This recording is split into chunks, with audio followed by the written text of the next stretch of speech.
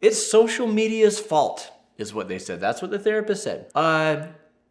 Maybe it's somebody else's?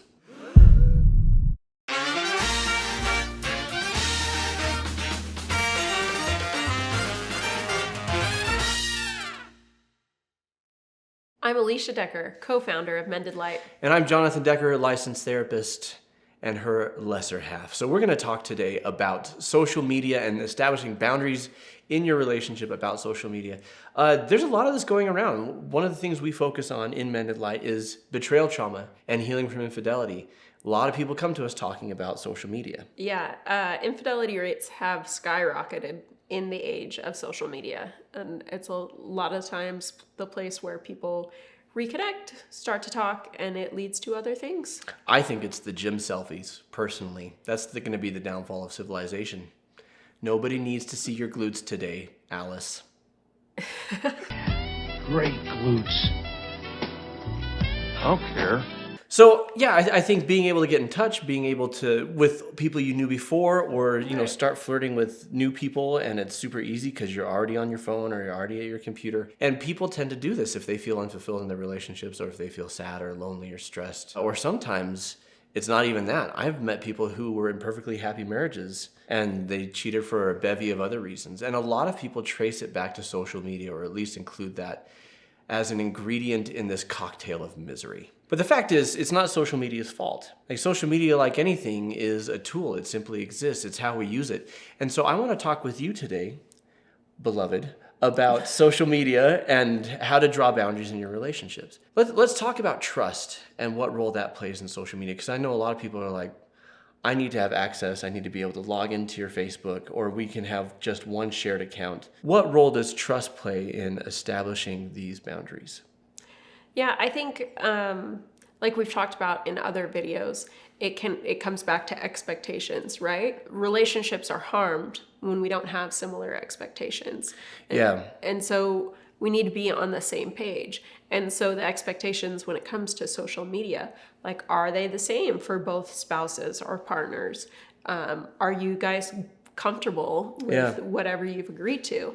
Is it we have a shared account and we see everything that the other person does?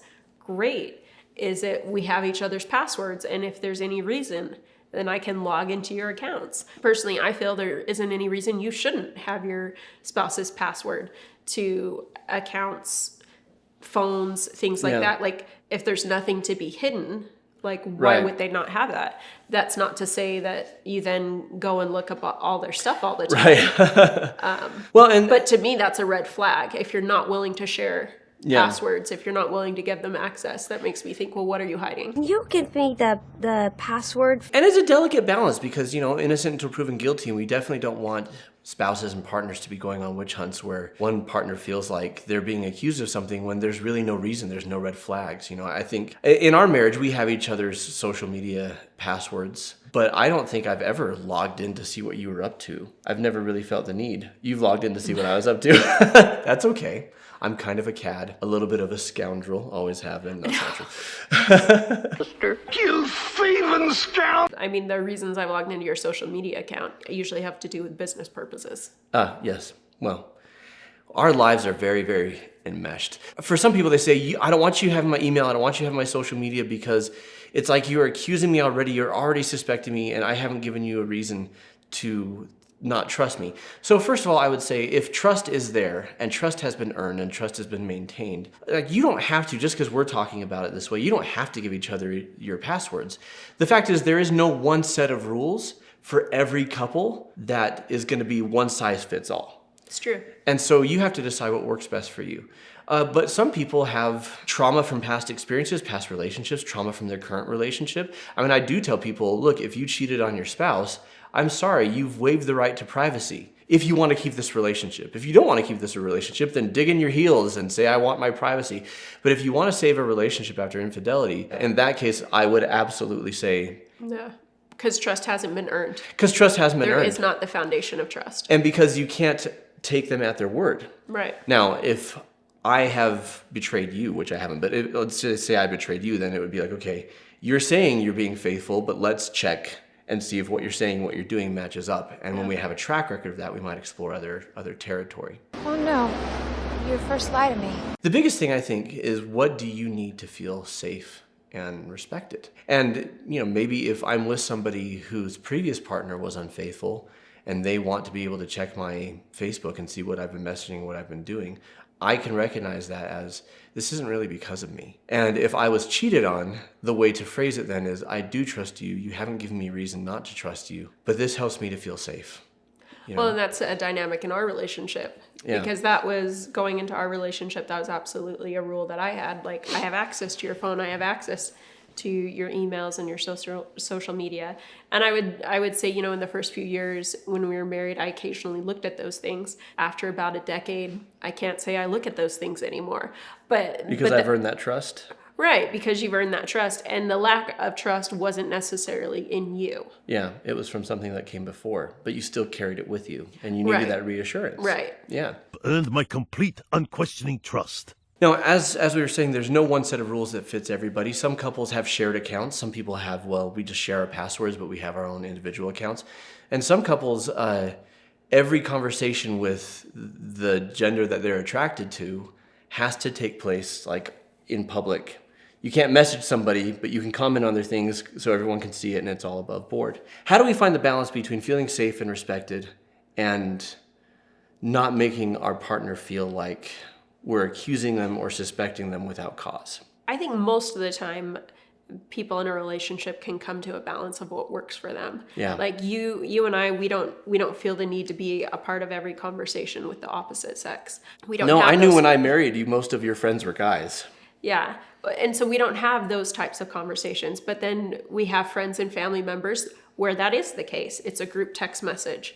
It's, it's a group conversation, which is great as long as it works for the couple. And I think it's worth noting that there are, I would say it's the minority of relationships, but there are relationships where one spouse is incredibly controlling and insists on being a part of everything. When the one partner hasn't done anything to betray trust and they're completely trustworthy. And There's that just a control comes from fear, and it comes from Right. insecurity. Yeah. It comes from fear, it comes from insecurity, but it can be incredibly unhealthy in a relationship. And so finding the balance of what works for both people. But if there's control in the relationship, if there's insecurity, be aware of that too. And that's a huge red flag. Oh boy, another red flag. I didn't have the experiences that you had, but you've had my trust from the beginning, and you've never lost it. Right? That's so sweet. I remember early in our marriage, now, if I'm PMing a woman or you're PMing a man, I know it's above board, The thought has never crossed my mind. No, not socially, but if you've got a message with a man, I'm assuming it's business, or but it never crosses my mind that it would be something inappropriate or unfaithful, because that's not you, because you've shown me who you are. Early in our marriage, I had the best friend of one of my ex-girlfriends passed away, and I said to Alicia, I'm not in love with this woman anymore, but she still means a lot to me, and I know she's suffering. I'd like to reach out to her and just let her know that I'm here for her and ask if she's doing okay. And we had the conversation, and, you being you're like, yeah, fine, whatever. But was it important to you that at that point in our relationship, that I did that, or was that a bigger deal than in my head than I thought it really was? I think it's important because, let's say I had seen the message or I had seen that there was a conversation and you had never said anything, I would probably look at it and go, well, what's this? Yeah. Right? But if that had happened and I looked at it, I would have just gone, oh, well, I hope she's doing okay. Yeah. Right? It wouldn't have been an issue. But for me, that also wasn't an issue because of our shared understanding of I had access to all your things. Yeah. Well, I had access to yours. So There you go. There you go. I have gained access to the... Can I ask you, how do you think couples should have that conversation? Because not everybody watching is going to arrive to the same boundaries and rules that we have, and that's totally okay. Yeah, I think if it's going to be a conversation where there's a point of conflict, following those steps when it comes to having healthy conflict, right? And so using when you do blank, I feel blank, right? So it's not blaming you. It's, well, I don't know if I can trust you, or I'm not sure, or any of those things. Yeah, we don't say that. We say, when you do this, this is how I feel. Right.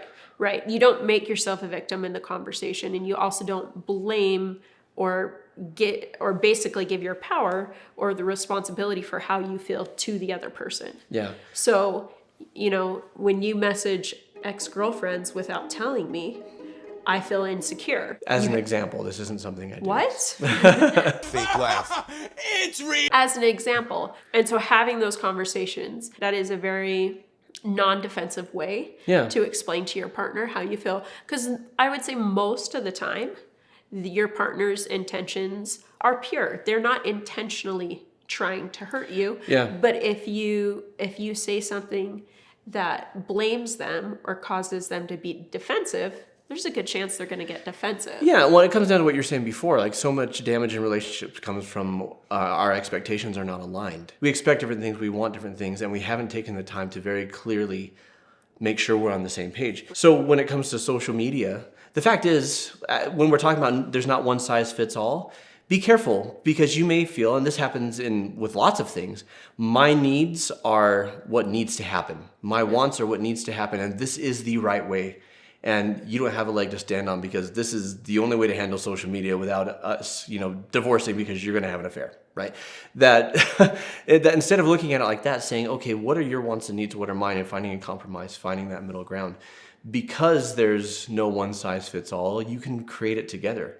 And you can always adjust. It doesn't have to be, well, we agreed on this, and so that's how it has to stay forever. It's like, well, we agreed on this, and turns out we don't need so many restrictions, or we agreed on this and turns out we need more boundaries in place than we had originally. And oftentimes when you talk about your partner having pure intentions, it's a misunderstanding. It's not clearly communicated, or someone thinks, okay, well, I know we weren't supposed to message our exes, but someone died, so I figured this would be okay and you would be okay with it. And it's like, well, but we didn't have that conversation, which is exactly why I said what I said to you. And the focus being in respecting your partner and meeting their needs. And if you have a dynamic going on where you're not feeling respected, or your partner isn't interested in meeting your needs, those are red flags for bigger issues. Yeah, especially if you have a clear communication of, this is what our boundaries are, we've agreed on this, and those boundaries are trespassed, once out of misunderstanding or whatever, once or twice, but if that's a consistent pattern that your partner is showing you, yeah, you communicated to me what you need to feel safe, loved, and respected, but I'm just going to go ahead and do what I want, that's a major issue. Mm-hmm. And that's an issue that would best be resolved through counseling if it's not happening with just the two of you. Or if you're trying to have that conversation, if boundaries weren't previously clearly set, and you're trying to have that conversation now, and the focus isn't on meeting each other's needs and respect, you could still need support in having that conversation. And in some relationships, like ours, not about social media, about other things, there are many, many times, and I'll take the bulk of responsibility for this, there are many, many times where I think, well, we've had a clear conversation and I misunderstood.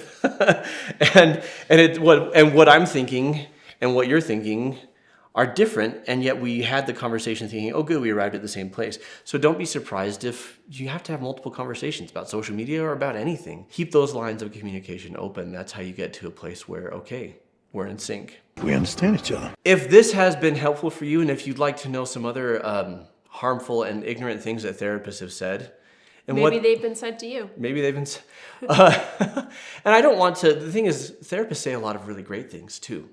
But that's not the point of this playlist, speaking of which, I want to direct your attention to, there's so many entertaining, fun, informative, and helpful videos in our Shit Therapists Say playlist. So I want to encourage you to check that out. Also, as always, like, subscribe, click the bell. If you haven't done that yet, come on, what do I got to do? What do I got to do to get you to do that? Click on that bell so you get all our videos, you get notified every single time. Share our work with your loved ones, because some people that you know need some help. And remember to keep shining. We need your light. Yeah, we do. Oh, look. It's that playlist I was talking about. So much juicy deliciousness. Which one do you think they should watch? All of them. This is the way.